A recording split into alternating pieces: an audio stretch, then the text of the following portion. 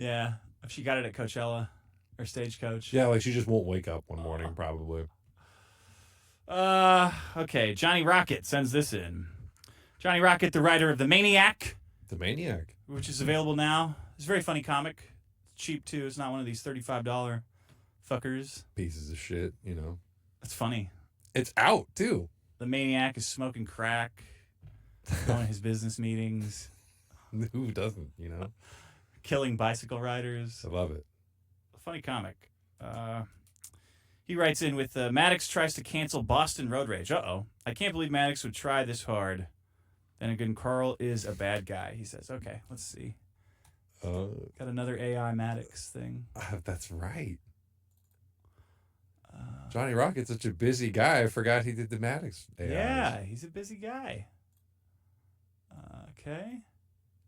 Hello, you worthless pieces of shit. I thought Boston wasn't a safe space for Nazis. Guess I was wrong. Road Rage Boston is coming to a Boston near you. I've gone at width about how Dick and his fans are stalkers, pedophiles, Mexicans, and bigots, but that is nothing compared to what the WATP audience is. Just look at their club-footed big cheese. That's right, I'm coming after you, Carl. Okay. I did my best to stop Carl from being able to do Boston Road Rage. Unfortunately, it appears some magical force is protecting Carl. Fuck Carl.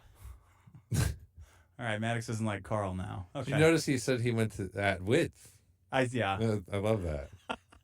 As we all know, Hitler gave speeches in beer halls. Look what that led to. It obviously follows that podcasters cannot be allowed to have live shows at wineries. I'm surprised I had to contact the venue at all. It's a winery in Massachusetts, the first state to legalize gay marriage. How are Dick and Carl even allowed to buy plane tickets to that state? Don't tell them Wilbur and Orville Wright, proud husband and husband, built the first airplane. Dick will have an aneurysm and Carl will start jacking off. Happy Pride Month. The Wright brothers were gay. I didn't know that. I thought it's because they were black. Oh, they were black too? Well, they were the Wright brothers, gay? yeah. Oh, wow. I'm learning so much today. When I saw that they would be performing in Boston, I grabbed my roommate's phone and called the venue up. This must be shut down. Someone must have told them I would call, but gaslit them about me being the bad guy. I am, of course, referencing the movie Gaslight, where a man lies to a woman to convince her she's crazy.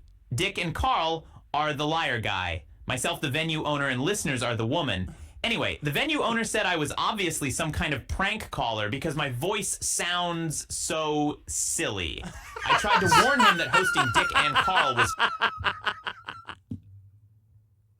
Voice sounds so silly. Okay. Phase 0 of the second Holocaust. He hung up on me, basically making him that guy who saved little boy Hitler from drowning. Okay. This is phase 0 of the Holocaust. Got it, Maddox.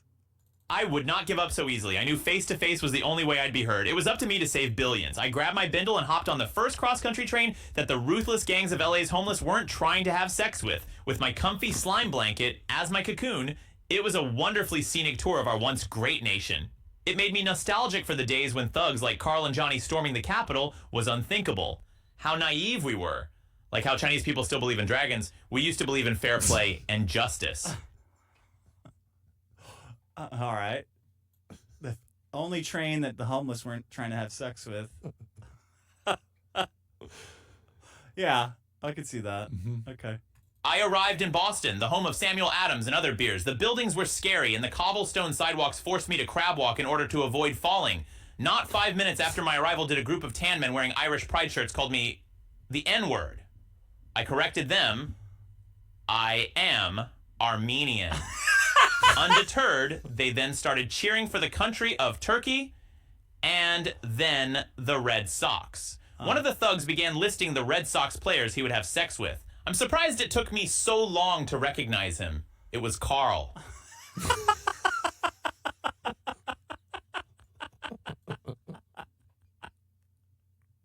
Listing the Red Sox players he would have sex with. Okay, it was Carl. All right. I vowed to Carl right then and there I would get the show canceled. Carl said in his real voice, "You'll never pull that off, my dear." I thought this was going to be the end of me. Just then, Dave Portnoy waddled out of a pizza shop. What luck. I grabbed the steaming hot pie and threw it in Carl's face. I really got him good. That's why the next time you see Carl, his face will be all fucked up and shit. Every part of it. Then to deal with the rest of his gang, I rolled Dave Portnoy like a boulder right through them. Dave was pretty pissed, until I explained to him we were stopping the second Holocaust. Like Terminator, I was Kyle Reese and Dave was Sarah Connor, and together we would kill John Connor. Okay. I finally arrived at the venue. The door wouldn't budge. I could see the owner at the counter, but he couldn't see me for some reason. I banged on the glass and yelled as loud as I could, "Yo, Carl must be stopped!" Somehow he didn't see or hear me. And he even made a phone call. Some important venue business, I'm sure. The point is, even injured and disfigured, Carl has the ability to make people several miles away silent and invisible to venue owners. But the police officers who arrested me for making a scene saw me just fine. I am in jail. I don't know for how long. I guess I'll pass the time by writing a book. To all of you listening to this, do whatever you can to stop Carl. If that means going undercover at the event and doing what needs to be done, you have my blessing. Going undercover Man, to stop Carl at the event. Wow. I hope Carl doesn't crash out all week. For 2 weeks. get banned from Now this that event. now that Maddox has declared war on him. Man, Rough stuff. that's rough stuff, man. Yeah.